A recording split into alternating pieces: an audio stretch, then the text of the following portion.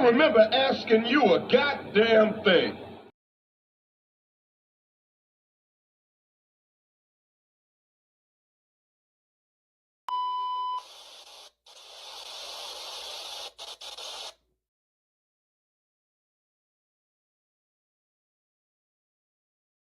So you know somebody doesn't respect you. They listen to reply, not to be understood. They cut you off. They minimize what actually matters to you. They laugh at your boundaries, and then they call you sensitive when you try to hold the line. They show up late, they cancel last minute, forget the things you've told them, because in their world, your time, your energy, even your voice aren't a priority. They're just an option. You see, there are two kinds of people. Those who adjust when they realize they've actually hurt you, and those who expect you to adjust so they don't have to change. You don't need to be disrespected loudly to be disrespected deeply. Sometimes you'll see it. It's just in their tone, in their patterns, in the silence after you're known. Respect isn't what they say when they're watching. It's how they act when they think you'll tolerate it.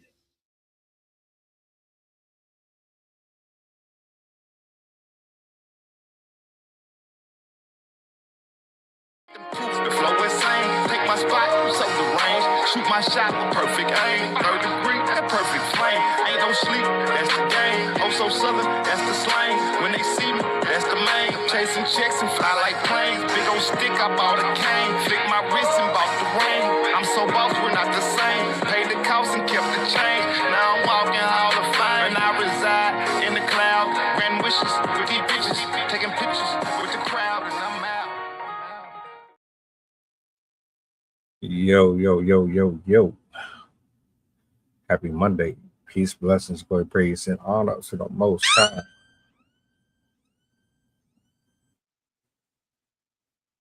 Glorious day, glorious evening. I hope all is well with everybody. Thank you for being here. A shout out to my poets, writers, authors, painters, dancers, anybody of the art community. You're my first love. Always going to give you your flowers. To everybody that's been rocking with me the last couple weeks, months, years, thank you. I got Rob in the building. I got Sydney in the studio. You see the title. This one is courtesy of Sid. I do have a clip. The actual one that I got, I can't play that one, but I did find a shorter version that kind of will get you guys up to speed. She's going to be the head on this one for this evening, though. Nonetheless, I'm excited about this conversation. It's probably going to be uncomfortable for a lot of people, but I figured, hey, we need to have it. So let me bring everybody up on the big screen real quick, and let's get this show started. Yo. What up? Hello. How you guys doing? Good. Happy Monday. You as well. How's everybody? It's been nice. It's been hot and humid today. You can feel it coming through the walls and the windows. So we're definitely getting that summer weather now. We get the June gloom, so we get the since we're coastal, we get clouds during the early summer, but we're getting the hot temperatures now, and not a fan. Talk about a warm welcome. Ba-doom.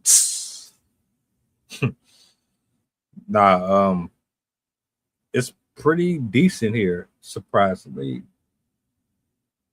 I think because we got rain over the last couple of days, it's kind of helped a lot. So I'm grateful. I ain't complaining one bit.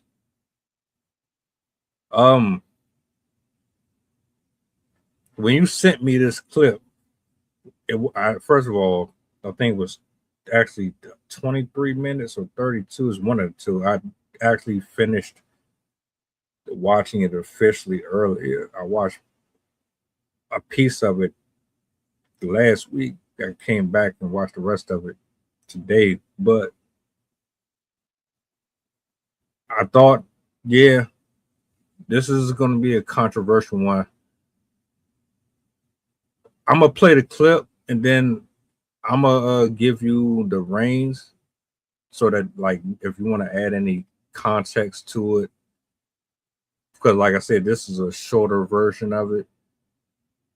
There might be some updates, and then we'll just go around the panel and give our thoughts.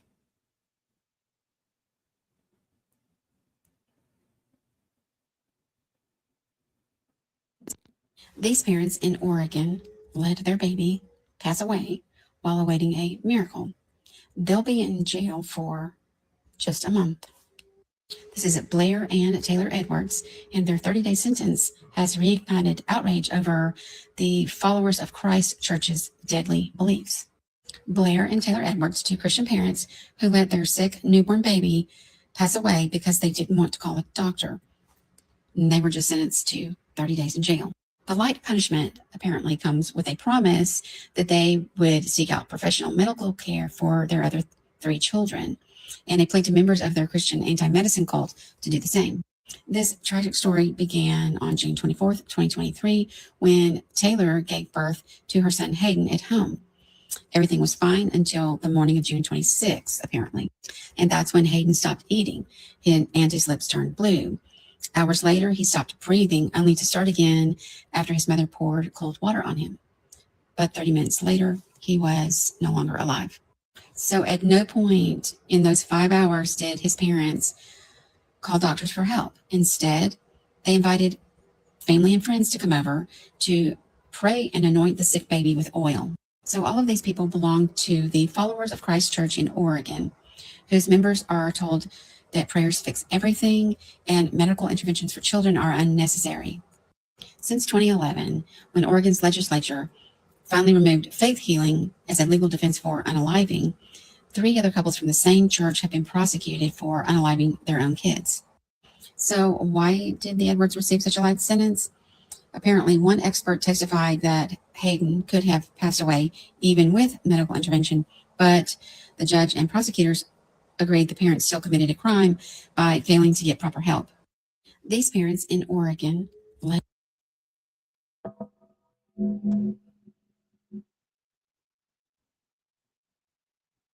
I'm gonna move this over here. Let's do this. I go down to the bottom. So this one's actually a new one that I'm hearing about, but it's still basically along the same lines as the original story, because the story that I found was, I believe she was a baby girl, and she died at 61 hours old because she developed jaundice, and her family refused to take her to the doctor on the assertion that they would just pray over her. And the reason why that particular story stood out to me was because the grandparents of the child, the midwife of the family, and the doctor, the child's doctor herself, were all telling the couple to go in and get treatment for their baby, because their baby had jaundice disease, which is very, very common and very easily remedied. Babies, brand new newborn babies, get jaundice fairly frequently because their little bodies are still developing the ability to function. Towards the later end of the pregnancy, their organs start to finish developing and become independent. So once they're out of the body, out of the mother's body, they're able to do what they need to do. And the liver is one of the last things to be ready. And so sometimes babies that are born either slightly preterm or even like right on time, they'll have jaundice, which is the liver's inability to keep up with the bile and debris, bodily debris that's in the bloodstream, which is what the liver's for. And so they develop jaundice. That's why they turn yellow. It's the bile in the bloodstream. But all you have to do is do phototherapy, because being vitamin D in the sunlight helps to process it. You can also take certain medications if it needs extra help. Very, very simple, non-obstructive, intrusive treatments. And the fact that you're having medical professionals and your own family telling you to go seek help for this. But they did not, and she ended up passing away. And again, as I said, even though the story that they showed was slightly different, it still reflects a pattern that we still see, where people in certain religious groups, certain religious belief patterns, are rejecting science in favor of their belief systems, which that's where I think the ultimate argument is, because it's your belief systems, but it's also infringing on the rights to somebody else's life. Because when you have a baby, that baby is completely dependent on you. They can't take themselves to the doctor. They can't feed themselves. They can't make any decisions for themselves for a very long time. And it's the parent's responsibility to do for the child what is best for the child. But when you're denying them a very, very simple treatment that would cure what's wrong with them, it infringes on the rights of the child, because their right to live, their right to have medical care, their right to be taken care of and given the treatments that are needed for their existence. So while I would like to say that, I mean, it's up to them, in the eye, at least in my perspective, once somebody else's life is on the line, I feel like beliefs or medical advice should be superseded by beliefs. The quote that I always go back to is, if God didn't want us to have medical care, he wouldn't have given us the brain to create science and medical care and the hospitals and all of the stuff. Like, he enabled us to have these resources to protect us and keep us safe and keep us healthy. If he didn't want us to have these services, he would have just not blessed us with that knowledge. So I think medical care is well within God's blessings. And I just think it's really foolhardy for people to put their children's lives at risk to preserve beliefs that they have. However, knowing psychology, knowing how it affects people, and the intertwinings between group philosophy and decision making, it doesn't surprise me that it is the religious community that is creating scenarios like this.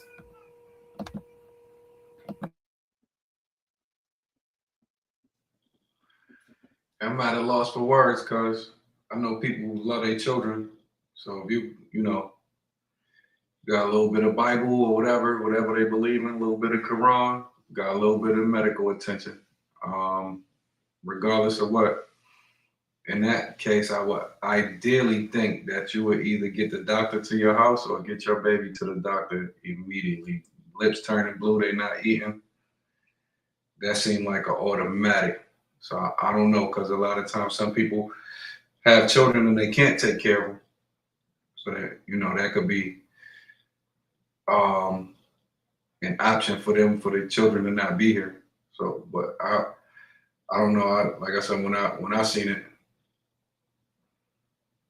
that's wild to me because I know I work with kids every day, and all they gotta have is a scratch, and we go into the nurse. They call funny. We go on. My head hurt. It's automatic. That's first response always. You gonna go to a qualified professional to help you out. I think people, well, first of all, the clip that I played, I had no idea that they were that different but similar because I didn't realize that there were so many different cases that were remotely close to the other one. So I stand corrected on that clip, but like in general, I'm with you on you gave us science for a reason, right? I think that people they muddy the lines between the religion, spirituality, and modern medicine. Like in a life or death situation, and you got somebody that is comatose or they're in critical condition, and medicine doesn't really seem to be doing the job that you would hope would bring the person back to full recovery. We'll go to prayer, right? Hoping for a miracle, or we're looking for some things to change that modern medicine just can't touch. In this case, I don't know if they're following their beliefs in a healthy manner. I can't really put my finger on it because like everybody believe in something different, like Robert said. But it's one thing to believe in whoever you believe in. It's another thing to kind of blur the lines of your faith because you're looking at it from one angle and not all perspectives. So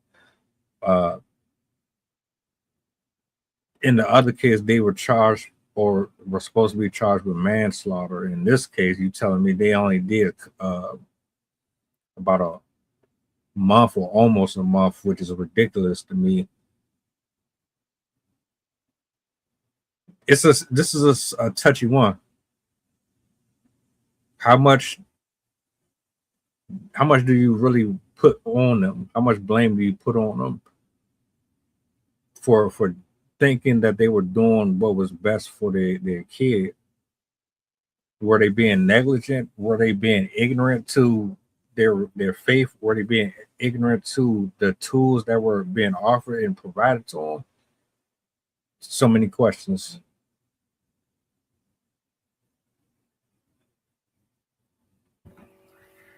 They the parents of Abigail, the one that I was talking about, they actually just got sentenced for murder. The one in the video, they got a month, I think. This particular family was sentenced to 20 to 45 years behind bars for a murder charge and a concurrent sentence of 19 to 45 years behind bars for child abuse. They also, I don't know what came of it, but they also did take their other two children away because of the fear that they would not offer medical care to their children, to their other living children, should they have needed it. But they both basically have, for me, the fact that they're repeatedly refusing, despite multiple doctors and their own family member telling them that something was wrong, to me, I think it is kind of a deserved sentence, because if you know that there's something wrong with somebody and you don't take action to help them, you're liable for their death. Like if I had somebody in my house right now that suddenly had a heart attack and all I did was stare at them and do nothing and then wait until they died to call authorities, I could be liable in their death because I watched it happen and I did nothing to do. I didn't try and help them. I didn't call 911. I didn't try and get someone else. And so the fact that they knew that this child had this condition and they continued to stand by and do nothing was, to me, it makes the sentence make sense. What's crazy is the way the authorities were notified was a family member who lived in a different state called 9 hours after she passed away because they found out all they were doing was praying over the baby's body. They both stated that they believed in the power of prayer and that God makes no mistakes. And so God would cure the baby if they were meant to have the baby. And I think the sad thing is, or among other things, she had a rare condition called Rh disease or Rh incompatibility, which is a form of anemia. It's basically caused by a blood incompatibility between the mom and the baby. And it is also easily treated. And if all she needed was a prenatal injection. So even with that, she could still be saved. And both of their other two kids had the same problem. So they've had a history with this, but they still refuse to get the care that their daughter deserved. As completely dependent, they need their parents to do the things that are necessary to keep them alive. Like they can't change themselves or feed themselves or take themselves to a doctor. And so we as parents have to put our beliefs aside sometimes to support the lives of our children. And the fact that they did not do that is really where I'm siding with the authorities and law in finding them liable for their deaths, even though, sure, they believe that, but your belief system infringing on somebody's right to life, that becomes something different. That's not the same thing. I mean, you can't apply belief to somebody else's existence and life. Another thing that stood out to me, which I think I can't wrap my head around it. In the time between the death of their baby and them going to trial, they had another baby. They decided to have another child while they were on trial for being responsible for killing their other child. And I'm like, so was that a replacement? Like what's going on here? Because that to me is really wild that you could be going through something like that and you proceed to have another child during all of that craziness. So yeah, that was, this story definitely stuck out to me out of the ones that I've seen before. I know 2 to 3 people who died of cancer, and they was the Scientologists. I don't know if it's the Jesuits or something, but they believed in prayer over science. But they was well into their senior years, and they had consent. So it still behooves me to where I'm wondering, was the child sick before that? And maybe they knew it was going to die? Or what was really going on? Was there some kind of abuse or something? Why you didn't want to call a doctor? Because I still can't see the baby, he turning blue. What? Oh, we got to go. Or call somebody right now, especially if you get them, you pour cold water on them and he came back to life for a hot second, like that's your opportunity to react. So, you know, I don't know the backstory, but it's sad because the baby possibly had a chance to live. But like I said, we don't know. It doesn't say if the baby was normally healthy or not. The baby could have been terminally ill.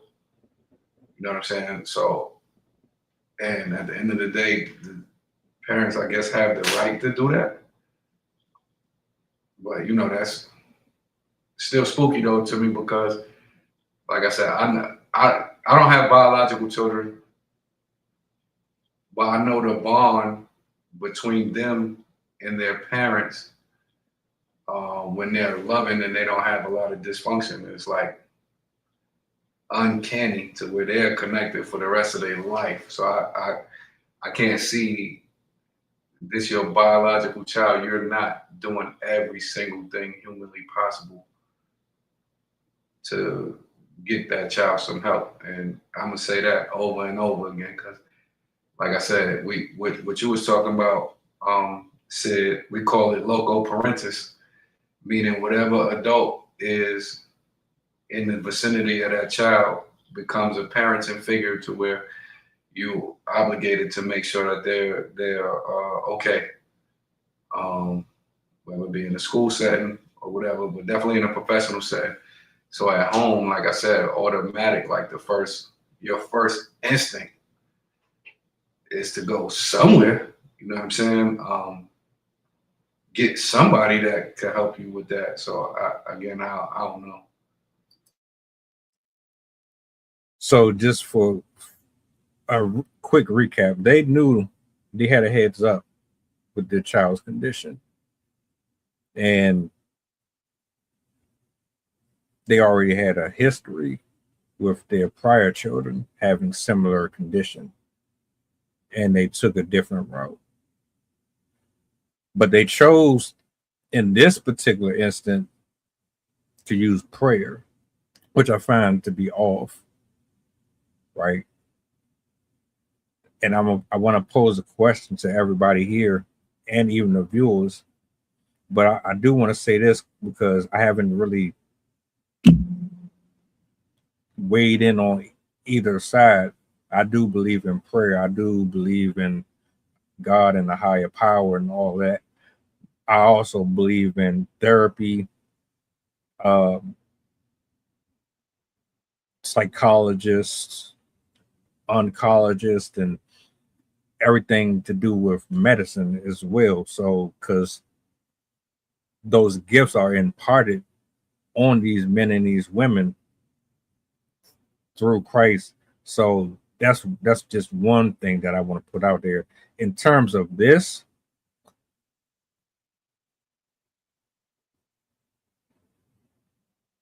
it's definitely murder. To me, I don't know about. I wouldn't say manslaughter because to me, you had a decision to make, then you chose to go a different direction, and it was a condition that they could have easily taken care of. Then you chose to do something else, so you already knew that you had options. And then after you go to the prayer, you end up conceiving again, but this time you do something different. Why wasn't that applicable to this child? Is your faith what you really think it is, or are you playing around with your spirituality?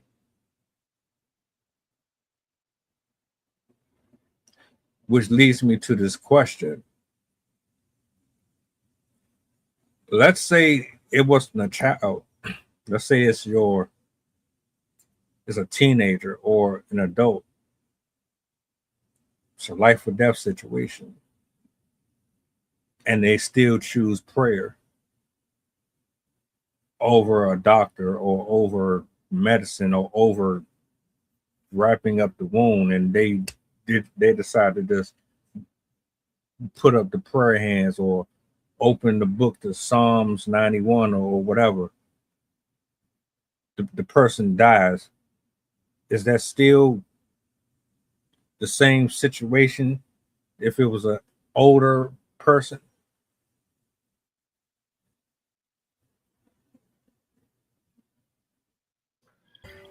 If the person that died was an older person or the person that did the crime? So the person is older, teenager, 20s, 30s. They have a condition.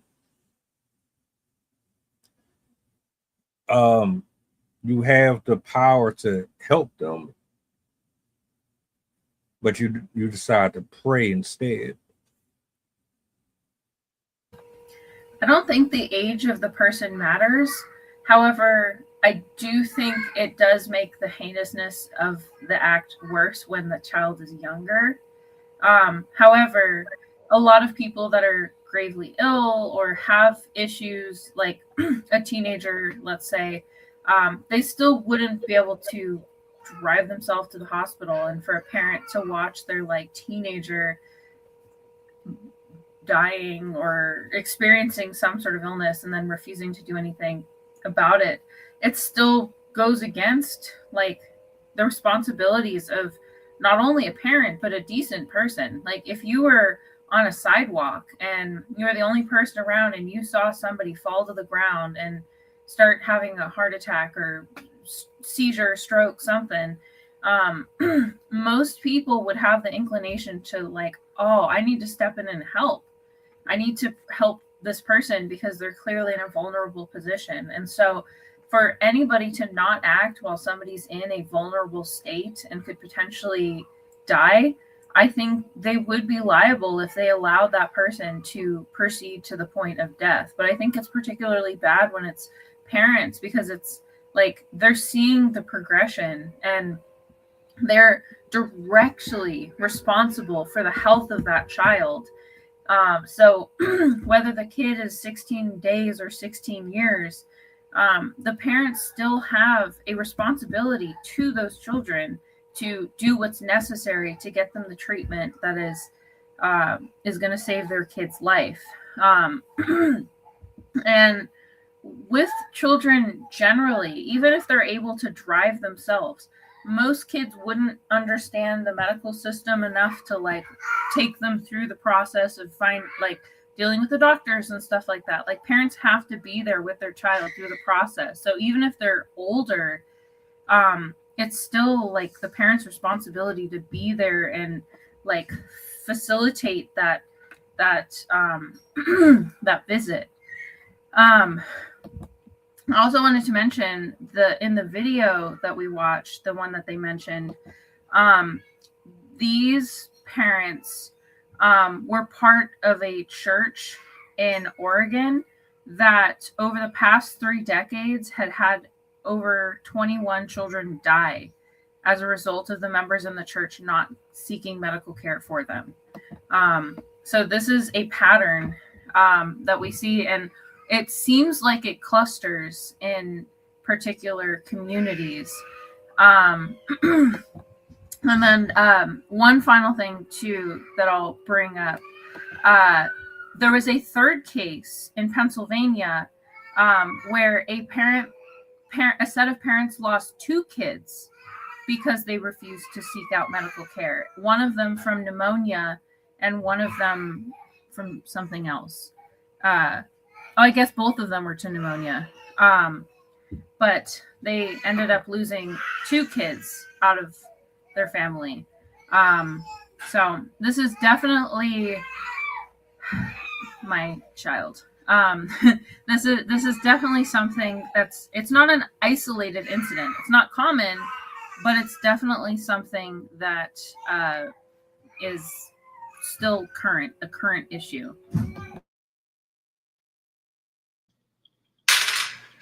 Yeah, I used to like to go to the doctor. I can't stand it. I still don't like going to the doctor. I don't trust him. But I know now, though, any signs of anything, I'm gone automatic. You know what I'm saying? It took years. It took me years. I was late to value life. I didn't know, it's priceless. I took for granted that tomorrow's not promised. So now that I'm lucky to be here, thanks to a million chances, I'm gonna go. And I know that there are people now who I know that we pretty much we forced to go to the doctor that are still alive now because, again, being a black man, a man of color, we got a healthy distrust for the institutions, especially the hospitals. But there are people I know who were very sick, and we'll go check on them. And you know how people are. We be like, all right, well, you know what, you're not doing good, but I'm gonna give you like one more day. I'm gonna give you one more day, 2 more days, and you go into the hospital whether you like it or not. And a lot of times, people don't want to go, but we have convinced some people to go that are still here. But I do know a lot of times you might be like, well, you know what? All right, just get some rest tonight. And people are adamant too. A lot of times people will fight you tooth and nail. You try to get them to go to the hospital, and they could be fevering. It's just a fever. I'm gonna just take a nap. I'm gonna just go to sleep. So with adults, you can't, you gotta let them make their own choices. But I know for a fact, for loved ones though, nah, you're going to the hospital. If I gotta knock you upside the head, put you in the car myself, we out of here, and we do it for everybody we love, whether it's a coworker, a friend, and then we go so far as we stand on the phone or we stand on FaceTime. Or guess what? I'm gonna ride in the ambulance with you. You're going to see somebody, and we ain't never been had a whole lot of money to be able to invite the doctor to us. So that means if we not getting in your car or my car to go, we going in this ambulance. My issue is you didn't give this child an option. You basically decided for them, and they can't speak. They can't say, "Hey, prayer is fine and all, but no, I want you to take me somewhere to have this looked at." Can't do it. So you take it upon yourself to make that choice for them. It doesn't work out. Then you try to make the argument that you weren't being negligent and that your rational explanation is, well, I believe that anybody can be healed or can be brought through something through the power of prayer, which to me is a fair argument from a spiritual aspect, but the legalities are so different. Because if I said right now,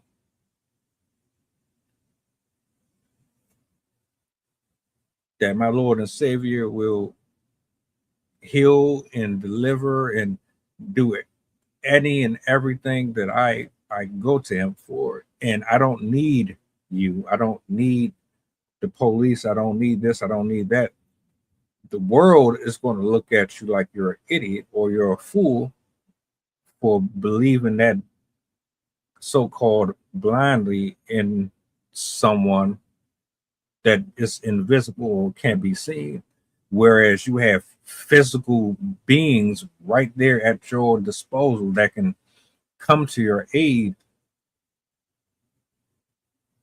So I can understand people looking at me like I'm a fool, but I can also understand how dismissive you can be and irresponsible to suggest that these men and women who got these degrees are incapable of doing the job through prayer. I've prayed for things and people have blessed me through the prayer. Like God will send people to you in different ways. So it's not. I for whatever reason, I think a lot of people just assume that magically things are just going to come out of thin air and change your life forever. Sometimes your blessings are manifested through the other vessel. Lawyers, doctors, prosecutors, officers, medicines, fruits, vegetables.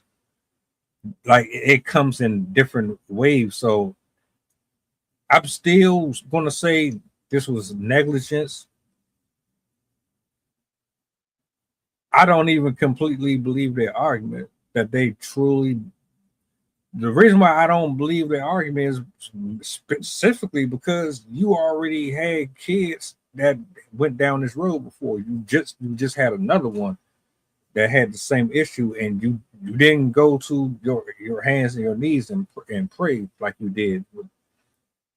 So clearly, you know that you were being Neanderthals. That's how I think a lot of people play around with faith or prayer.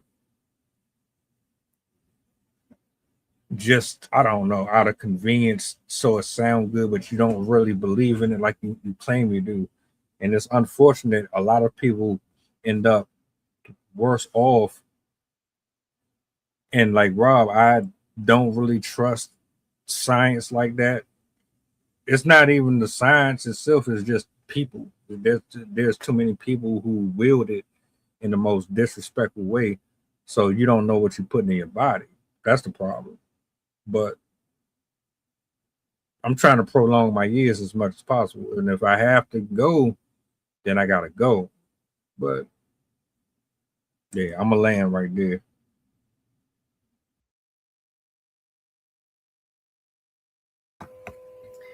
Yeah, I think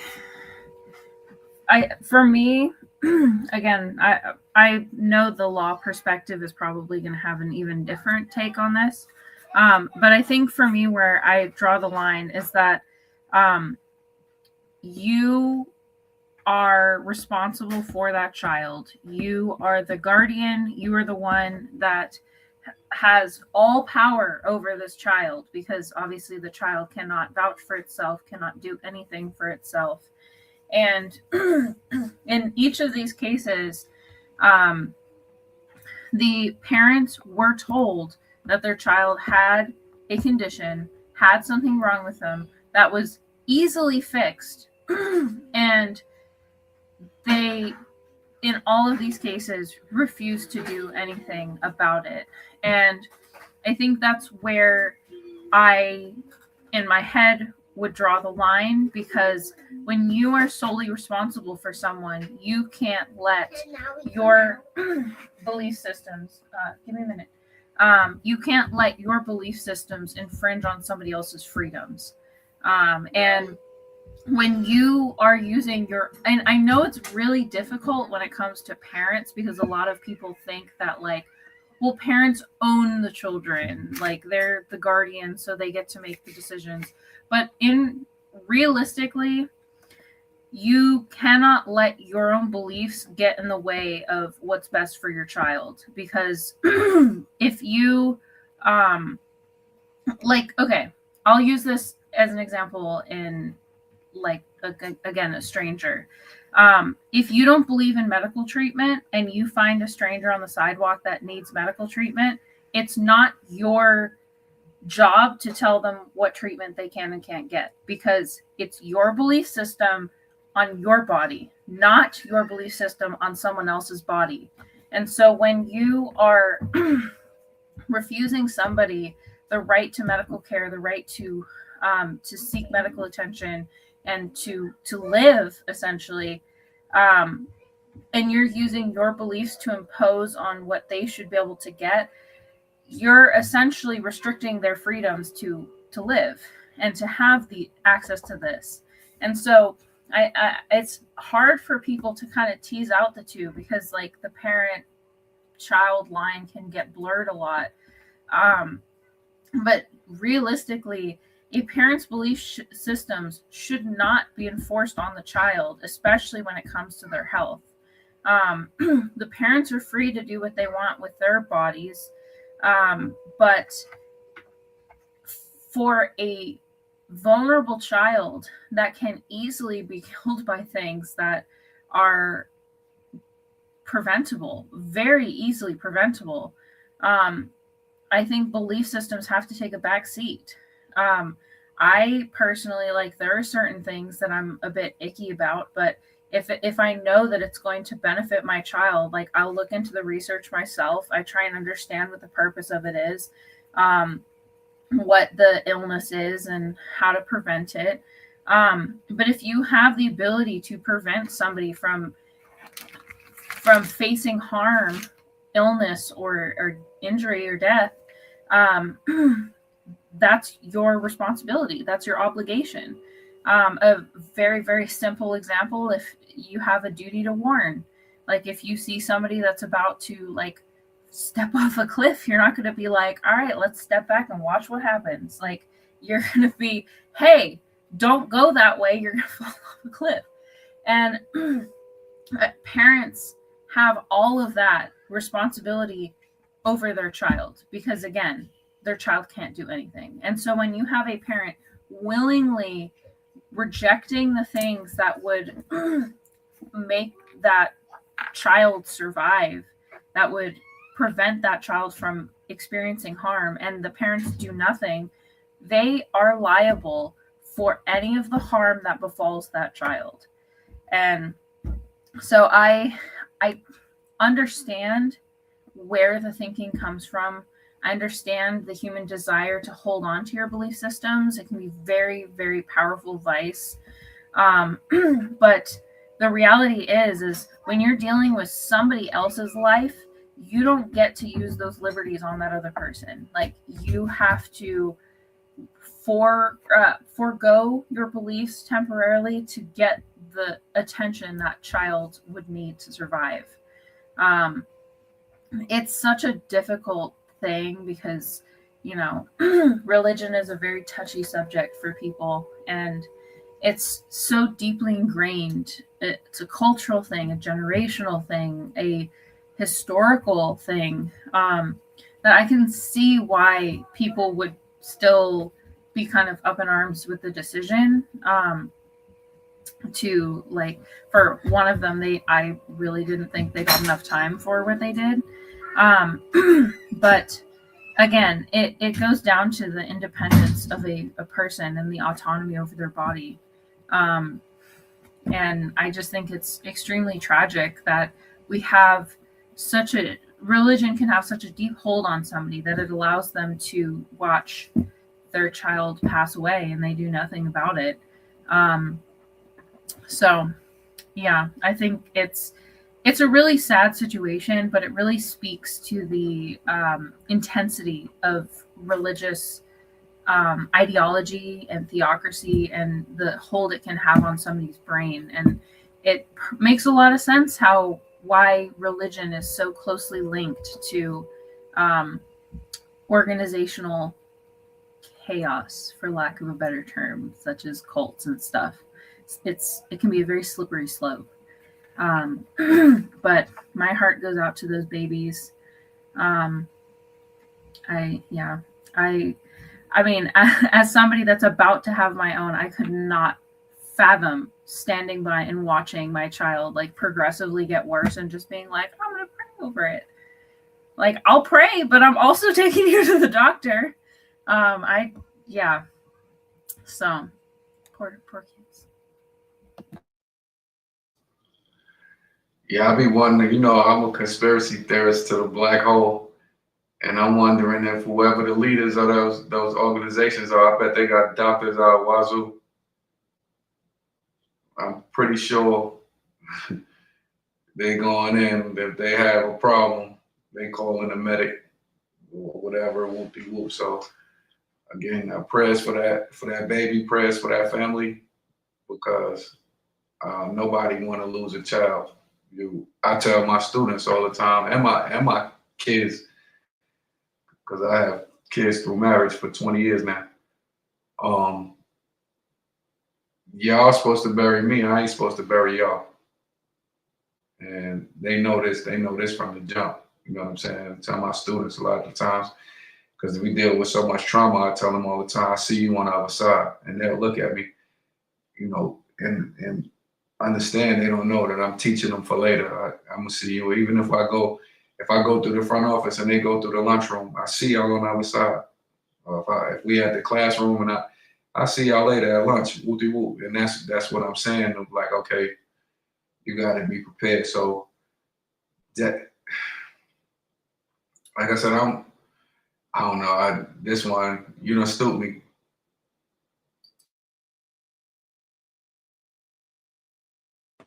I'm all about God, Jesus.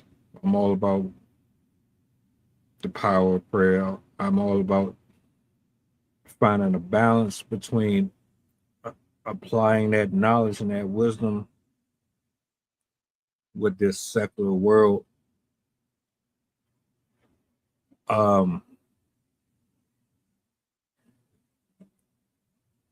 Again, going back to something that I had said earlier, I believe that they, and a lot of people, they're misguided with how they apply their belief system. It's like you have to really study the word or the doctrine of whatever it is that you're following to really appreciate the tools that are available to you right now. So I read the Bible. However, they say faith without works is dead. So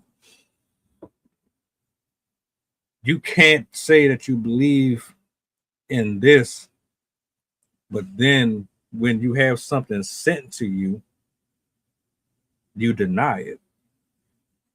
So if I'm praying for help, I'm praying for a friendship, or I'm praying for this, that, and whatever it is, and then it shows up and I don't access or utilize it in the ways that it was presented to me, because what I'm looking for is this theatrical mosaic production that's supposed to be so grandiose that it says, hey, and then the loudspeakers go off, the rumbling of the surround sound implodes,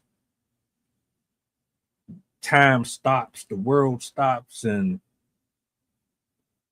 that's what people are expecting.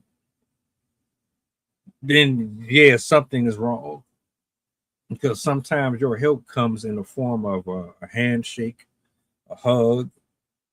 It comes in the form of a hello, or some tussin, or a Tylenol. So, but your ego and your pride, or like that lack of understanding, like this is cool, but what I got is better for you. I got somebody here that is their specialty is counseling. Their specialty is science. Their specialty is this. They can better talk you through whatever you're going through. They can prescribe exactly what you need at this particular moment. How do you not recognize that what you're faced with right now is actually being sent to you through your prayer?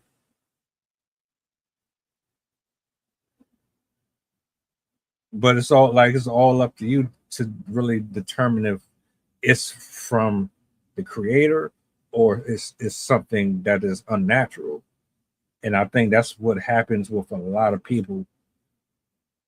Not like, I could be wrong in my assessment, but I definitely believe that happened in these cases where these people just they go straight to the prayer. And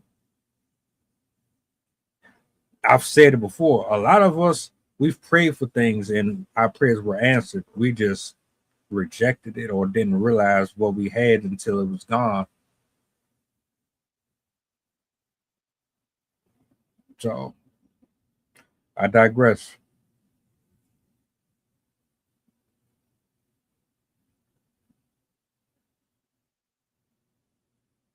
On I was just gonna say, for any parents, please seek medical care for your kids. Like, listen to what your pediatrician says. Listen to what your family members say, to a degree. If especially with newborns, they're very, very susceptible to very tiny things, and those tiny things can turn into a big deal issue. So yeah, I just wanted to add in at the end, like, please seek out medical care. Like, you can pray and you can also get medical care to save the life of your child. And yeah, I know it's a dynamic in the brain, but it's better for them. I just cannot vouch for science more.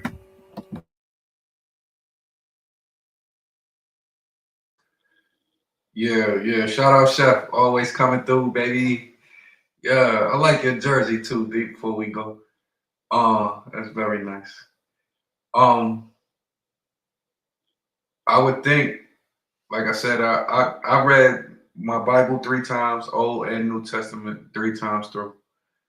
I read I'm 60 to 70% in my Quran right now, and I'm amazed at how it's a little off topic, but people get it wrong because it's the same story. They got Jesus in there, they just don't accept that Jesus died and came back. But he's in there, he's well respected in the Quran. I say that to say, whichever, whoever, however, ideally, if you believe so and you believe that much, if you believe that much, ideally, you will believe that the power put that there, the power put the doctors there. I mean, we know the institutions have what they've been doing to people of color for all these years. We can't deny that. But now you have the opportunity to get second and third checks. You could go to this doctor, or you could switch around. It's harder for people who don't have a lot of resources, but you could definitely switch your doctor to get a second, a third opinion. And now you could even do the doctors on Zoom, on FaceTime, Google Meet. You know what I'm saying? And again, ideally, whoever, however, whatever their power is, whichever way you believe, ideally, you would think that they put that here for your service, to be of your service, so that you could preserve your kind, preserve your people. So in any case like that, I would definitely urge to do what Sydney said, because that's traumatic. Losing a child, I don't know if that could be worse than losing a parent. It's almost equivalent, but at the same time, losing a child is just like, and it's oh man, it never, because we lost 2 students in the last 3 years, and we lost a third grader, may he rest in peace, and then we lost a first grader to asthma attacks, it appears. And we are still reeling from that. Everybody is still hurting. I needed counseling for that. You know what I'm saying? So I already know that, losing a child, that's traumatic. Could almost make a person suicidal. So, always seek some kind of medical attention. We're not experts, and whoever you believe in doesn't really matter to me. What I do know is that ideally, again, in my head, they put those tools here. They put the people around so that you could be here, your children could be here, and live a little longer.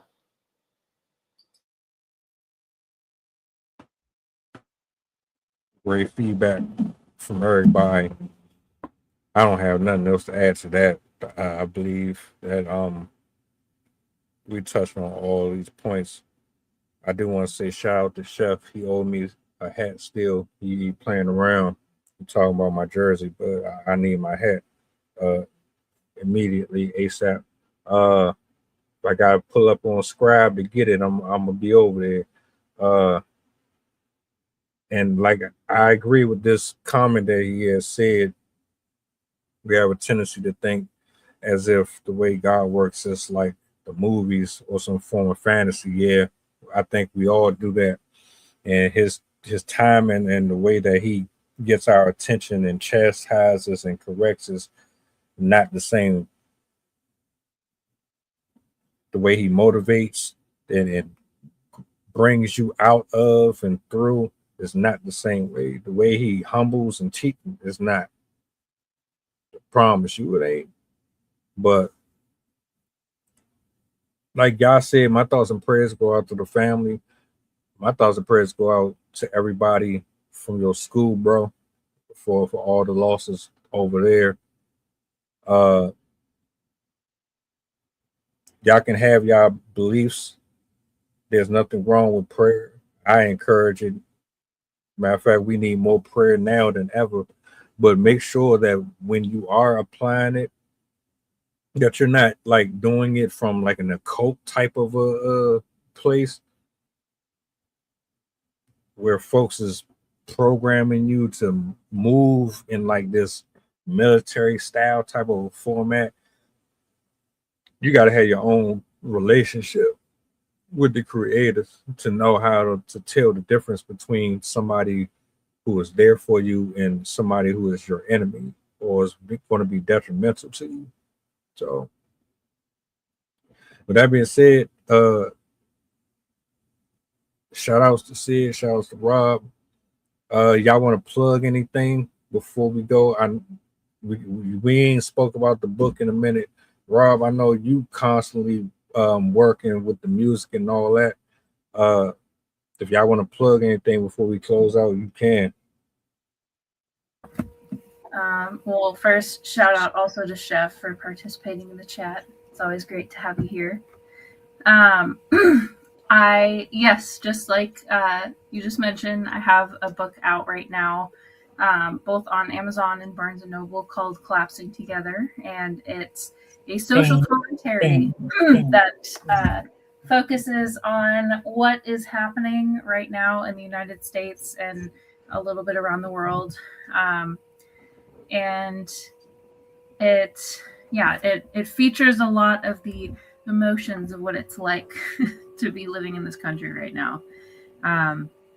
So if you're interested in reading some of my poetry, I read some of it here, but I have my first collection out again, Barnes & Noble and Amazon, called Collapsing Together. And yeah.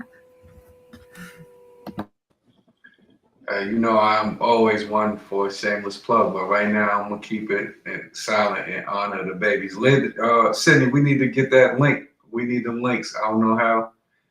I'm gonna have to get your email. We got emails. Send me the links to your books. I will. So I can get my copies. But I'm gonna remain silent for sake of the babies, because I know how that is, and I'm watching. I work with children. I've been working with them for 22 years, and to lose them is always traumatic, and we still traumatized. So today I'll be quiet. Hey, with that being said, do me a solid before y'all go, if you don't mind. What's the goddamn button? I see y'all tomorrow on the King's Table. Y'all be easy. Peace. The flow insane. Take my spot, so the range. Shoot my shot, perfect aim. 3rd degree, that perfect flame. Ain't no sleep, that's the game. Oh, so southern, that's the slang. When they see me, that's the main. Chasing checks and fly like planes. Big old stick, I bought a cane. Flick my